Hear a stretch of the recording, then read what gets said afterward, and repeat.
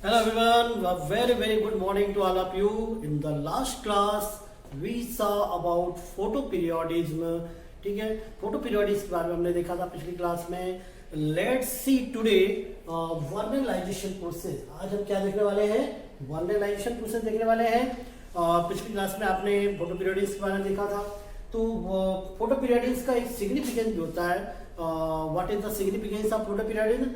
Photoperiodism regulate the flowering plant. ठीक है, photoperiodism जो रहता है फ्लोरिंग की प्रोसेस को भी रेगुलेट करते हैं. और फोटोपीरियडिज्म में हमने देखा था we saw in photoperiodism plants are affected by intensity of light in day and night, intensity of light in day time. ठीक है, तो उसके बेसिस पे हमने कुछ short day plant, long day plant, day neutral plant और उसके कुछ एग्जांपल देखे थे. सिग्निफिकेंस आप ये बताएंगे it helps in regulating of flooring in plant. ठीक है, now we start today vernalization process. So let's see about vernalization. Vernalization process also known as chilling treatment. इसको हम चिलिंग ट्रीटमेंट के नाम से बता सकते हैं. इसका एक और नाम क्या है? चिलिंग ट्रीटमेंट बोल सकते हैं, या इसको यूरोवाइजेशन भी बोला जाता है. तो लेकिन पॉपुलर नाम जो है इसका वर्नलाइजेशन इसको बोलते हैं. तो वर्नलाइजेशन क्या है यहाँ पे हमको देखना है. चिलिंग ट्रीटमेंट मतलब चिलिंग ट्रीटमेंट से कुछ आपको समझ में आ रहा होगा कि यहाँ पे टेम्परेचर काफी कम रहता होगा. टेम्परेचर कम में कुछ ट्रीटमेंट किया जाता होगा प्लांट को, ऐसा आपको समझ में आ रहा होगा, है ना. या कूलिंग ट्रीटमेंट भी इसको बोलते हैं. तो टी.डी. लाइसेंको करके एक साइंटिस्ट थे, इन्होंने 1928 में TD. लाइसेंको was the scientist who discovered vernalization. इसके पहले भी एक और साइंटिस्ट थे क्लिपर्ट करके, उन्होंने इसके बारे में बताया था, लेकिन डिटेल में वर्नलाइजेशन के बारे में लाइसेंको ने बताया था. तो what is vernalization? Treating plants with low temperature. ये आपको याद रखना है ये पॉइंट कि ये जो प्रोसेस की जाती है लो टेम्परेचर पे कराई जाती है. ठीक है, जो वर्नलाइजेशन प्रोसेस है ये लो टेम्परेचर पे होने वाली प्रोसेस है. क्या कराया जाता है? Treating plant with low temperature for subsequent growth and flooring.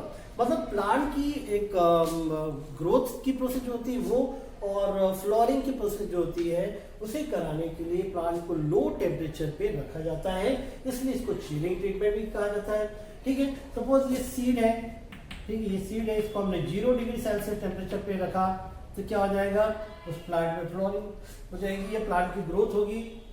ठीक है, तो ऐसे सीड को हम क्या कहेंगे? वर्नलाइज्ड सीड कह रहे हैं.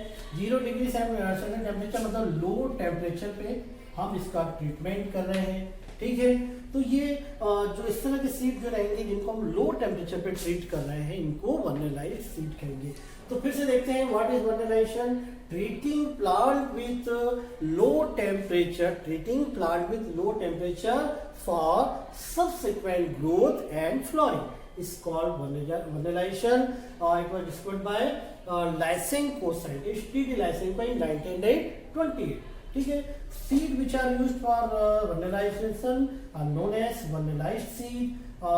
इसको किसमें रखा जाता है? 0 डिग्री सेल्सियस टेम्परेचर में रखा जाता है. तो प्लांट में क्या होगी? उसकी ग्रोथ होगी और फ्लोरिंग अर्लियर हो जाएगी. ठीक है, और जब इस वर्नलाइज्ड सीड को वापस से 37 डिग्री सेल्सियस पर हम ले जाते हैं, ग्रोथ कराते हैं, तो ये क्या कहलाएंगे? डीवर्नलाइज्ड सीड कहलाएंगे. और इस डीवर्नलाइज्ड सीड को हम फिर से 0 डिग्री सेल्सियस टेम्परेचर पे रखते हैं, तो वो क्या कहलाएगा? रीवर्नलाइजेशन.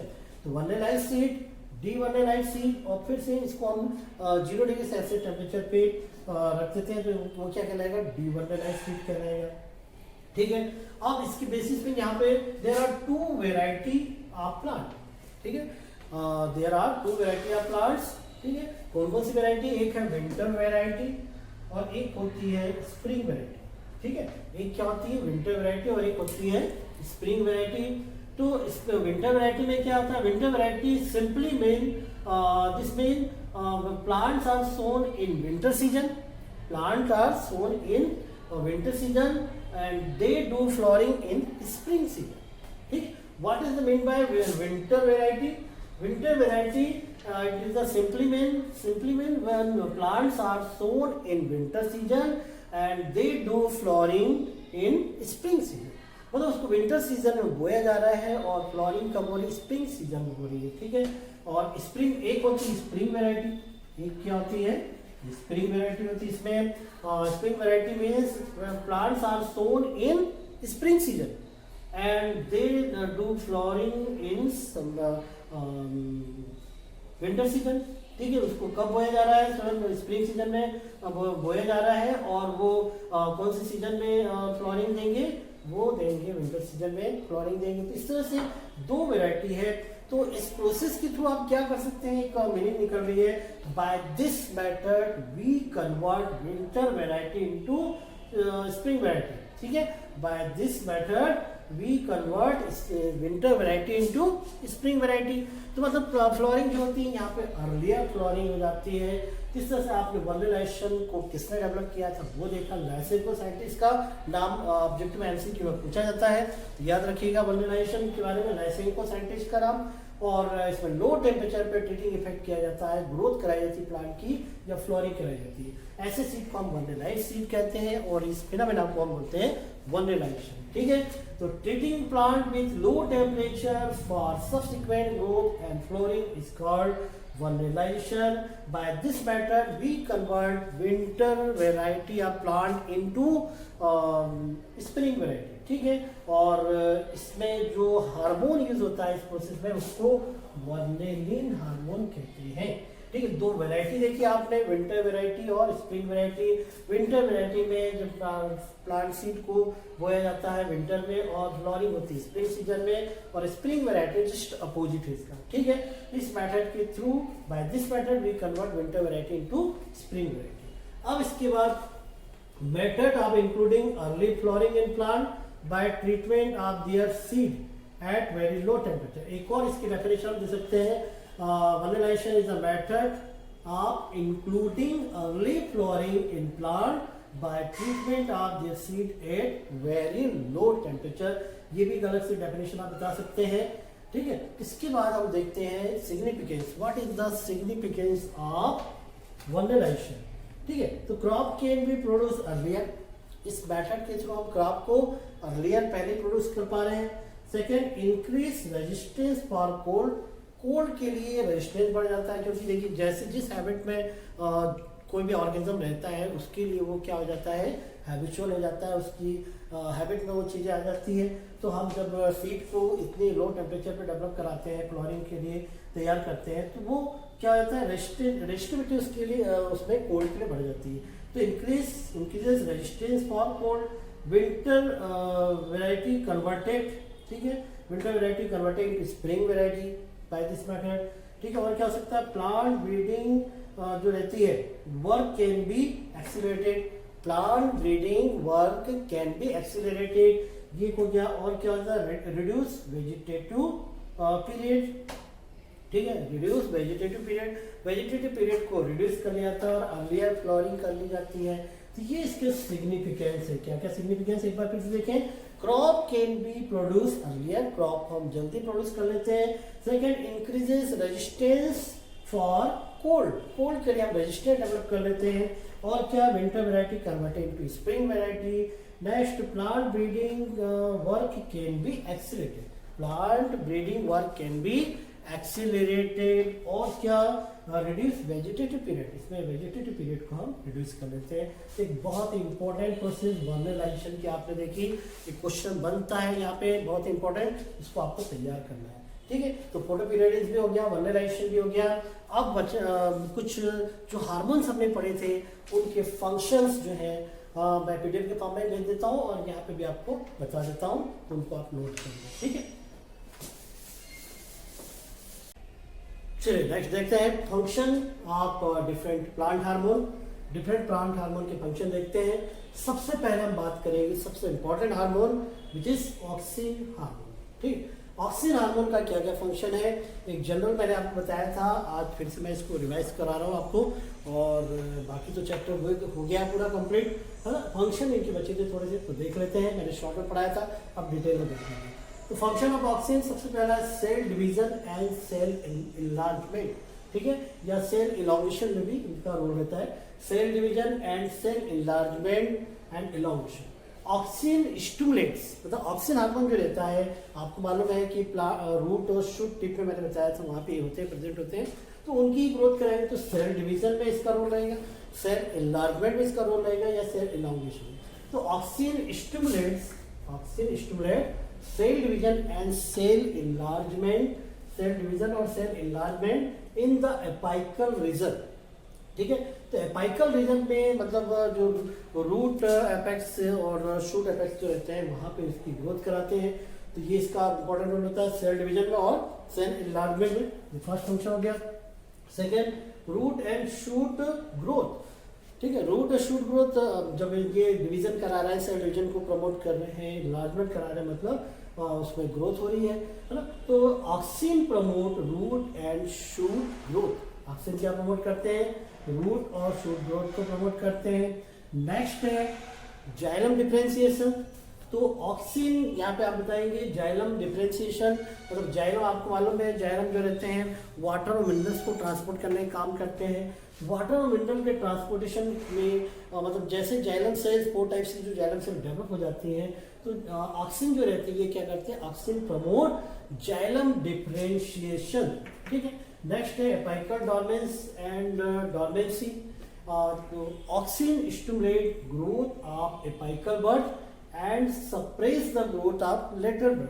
लेटरल बड की ग्रोथ को सप्रेस करते हैं और किसको स्टिमुलेट करते हैं? एपाइकल बड की ग्रोथ को प्रमोट करते हैं। ये इनका फंक्शन रहता है। नेक्स्ट है uses in agriculture and horticulture. तो एग्रीकल्चर फील्ड में और हॉर्टिकल्चर की फील्ड में भी इसका रोल होता है। कुछ आर्टिफिशियली जो सिंथेसाइज जो ऑक्सिन होते हैं, जैसे NAA मैंने बताया था, नेप्थलीन एसिटिक एसिड, और IBA indole butyric acid induce quick formation of root. ये जो आर्टिफिशियल सिंथेसाइज जो ऑक्सिन होते हैं NAA और IBA, NAA का क्या फुल फॉर्म होता है? नेप्थलीन एसिटिक एसिड, और IBA का indole butyric acid induce quick formation of root. और NAA प्रमोट फ्लोरिंग, ये फ्लोरिंग को भी प्रमोट करते हैं। एक और इंपॉर्टेंट फंक्शन इसका वीट कंट्रोल में 2,4-D। 2,4-D का फुल फॉर्म बताया था मैंने, 2,4 डाइफिनॉक्सी एसिटिक एसिड। तो ये जो 2,4-D जो रहते हैं 2,4 diphenoxy acetic acid which are used for removing growth of unwanted weeds. आपको मालूम है जब प्लांट की ग्रोथ होती है तो उसके साथ कुछ अनवांटेड प्लांट भी डेवलप हो जाते हैं, उनको कहते हैं वीड्स। तो वीड्स को ये कंट्रोल करने का काम भी ऑक्सिन हार्मोन करते हैं। तो ऑक्सीजन हार्मोन की स्पेस से जो वीड्स वगैरह रहते हैं वो उनको डिस्ट्रॉय किया जा सकता है। तो ये बहुत इंपॉर्टेंट फंक्शन अक्सर पूछा जाता है, और ये फंक्शन ऑफ हार्मोन बहुत इंपॉर्टेंट इस चैप्टर में। तो सेल डिवीजन और सेल इनलार्जमेंट में, रूट एंड शूट ग्रोथ में, जाइलम डिफरेंशिएशन में, एपाइकल डोर्मेंसी में, और use of agriculture and horticulture में, वीड्स कंट्रोल में। ये इसके हो गए क्या फंक्शन, किसके? ऑक्सिन हार्मोन के। इसके बाद देखते हैं हम नेक्स्ट देखते हैं function of gibberellin. Second hormone देखेंगे हम जिब्रेलिन हार्मोन, ठीक है। चलिए नेक्स्ट देखते हैं सेकेंड हम देखेंगे जिब्रेलिन हार्मोन।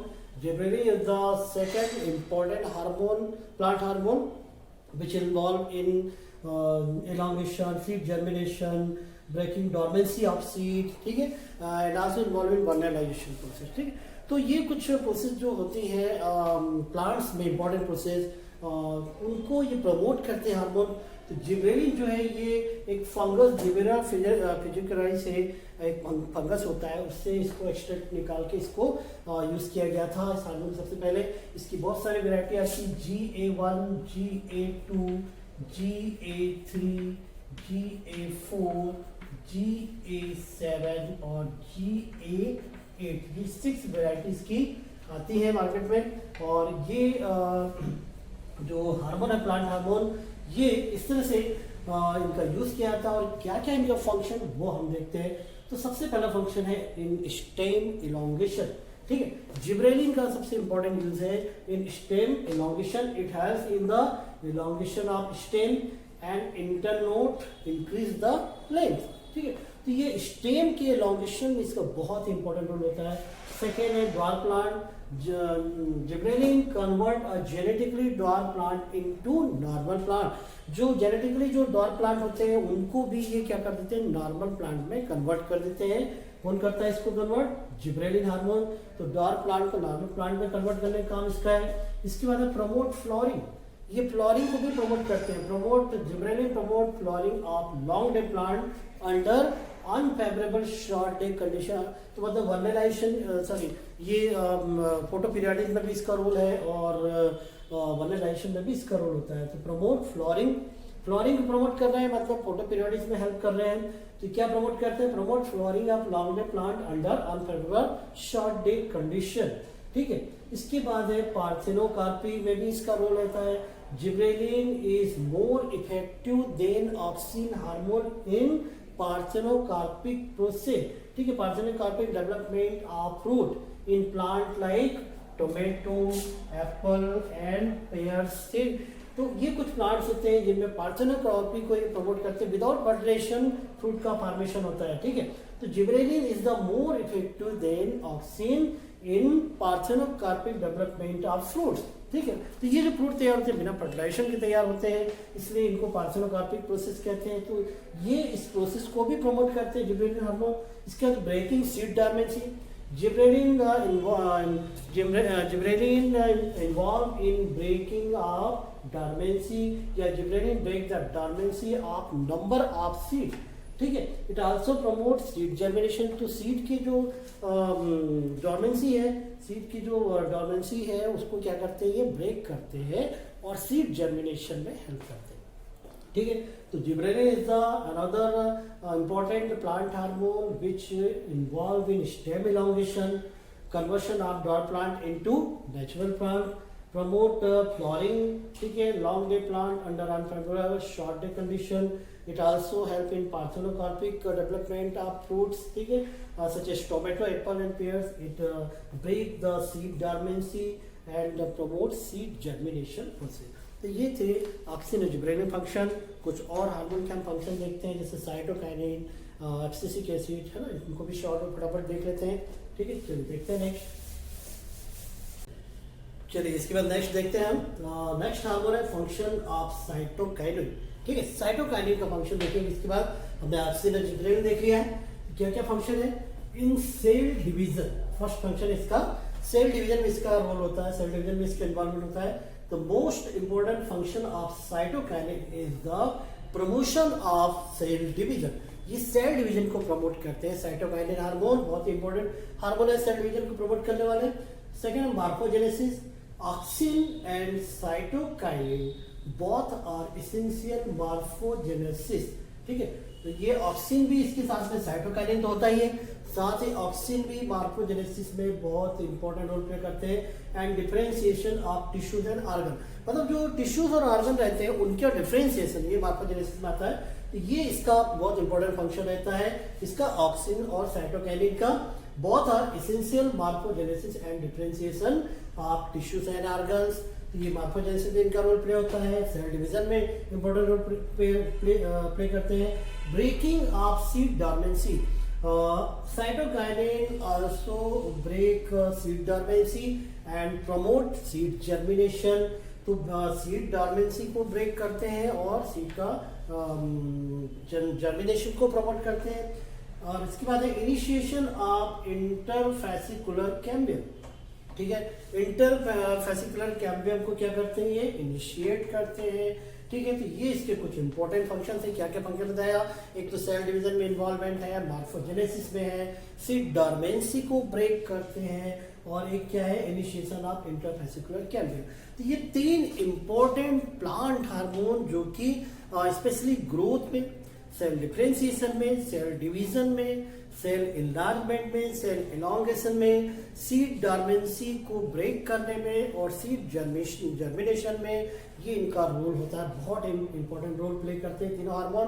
तो ये ग्रोथ और डेवलपमेंट को कराते हैं, साथ में ये सब प्रोसेस में भी फ्लोरिंग ऑफ प्लांट, ठीक है, सीड जर्मिनेशन, सीड डोर्मेंसी को ब्रेक करना, ये सब इनके important function.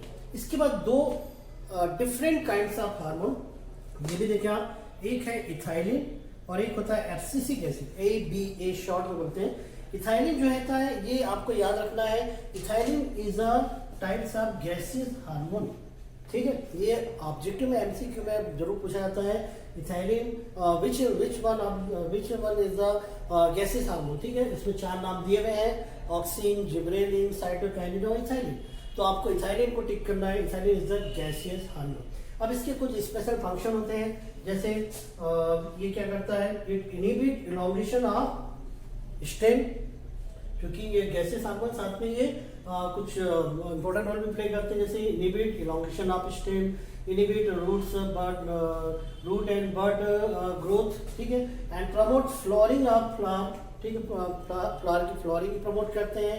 It cause internal enlargement आप लेटरल सेल, ठीक है। तो ये कुछ इसका फंक्शन होता है। क्या मेन जो है इसका इनिबिट करते हैं इलॉन्गेशन ऑफ स्टेम और रूट बड की ग्रोथ को इनिबिट करते हैं। इनिबिट करना मतलब रोकना, ठीक है, और प्रमोट किसको करते हैं, फ्लोरिंग ऑफ फ्लावर को प्रमोट करते हैं। तो ये ethylene is the types of gases hormone. इसके बाद है एब्सिसिक एसिड। तो एब्सिसिक एसिड जो होती है ये ग्रोथ इनिबिटर हार्मोन है, ठीक है। इट कॉज सीड डॉर्मेंसी को कॉज करते हैं और induce flooring in short day plant, ठीक है, शॉर्ट डे प्लांट की फ्लोरिंग को भी इंड्यूस करते हैं। साथ ही ग्रोथ इनिबिटर हार्मोन होते हैं। ये आपको याद रखना है, एब्सिसिक एसिड और एक ethylene. Ethylene is a gaseous hormone and abscisic is the growth inhibitor hormone. Which is the growth inhibitor hormone? Abscisic acid is the growth inhibitor hormone। तो ये 5 टाइप के प्लांट हार्मोन जिनके function मैंने आपको बताए, इसमें स्पेशली 3 हार्मोन जो है ये ग्रोथ हार्मोन होते हैं, जिनको प्लांट ग्रोथ हार्मोन कहते हैं, स्पेशली ऑक्सिन, जिब्रेलिन और साइटोकाइनिन, ठीक है। Ethylene is a gaseous hormone and abscisic acid is the growth inhibitor hormone, ठीक है। इसके साथ ही मैंने कुछ आपको आर्टिफिशियल सिंथेटिक ऑक्सीजन भी बताए थे, 2,4-D डाइक्लोरो डाइफिनॉक्सी एसिटिक एसिड, फिर एक नेप्सिलिन एसिटिक एसिड है ना, जो कि हॉर्टिकल्चर और एग्रीकल्चर में भी इनका रोल होता है, ठीक है। नेप्सिलिन एसिटिक एसिड को NaA से रिप्रेजेंट करते हैं। IBA एक बताया था, इंडोर ब्यूटेरिक एसिड। ये कुछ आर्टिफिशियल सिंथेटिक ऑक्सीजन हार्मोन होते हैं। तो यहाँ तक ये चैप्टर कंप्लीट हो जाता है। स्पेशली ये हार्मोन के फंक्शन जो है ये इंपॉर्टेंस रखते हैं इस चैप्टर में। साथ ही वर्नलाइजेशन और फोटो पीरियड, इसको आपको अच्छे तैयार करना है। बाकी जनरल था तो छोटा सा चैप्टर था, ये आप तैयार करें। इसके बाद देखते हैं और क्या क्या पढ़ना है हमको, ठीक है। तो इसके PDF क्वेश्चन आंसर एक्सरसाइज देखते हैं नेक्स्ट वीडियो में, ठीक। Thank you.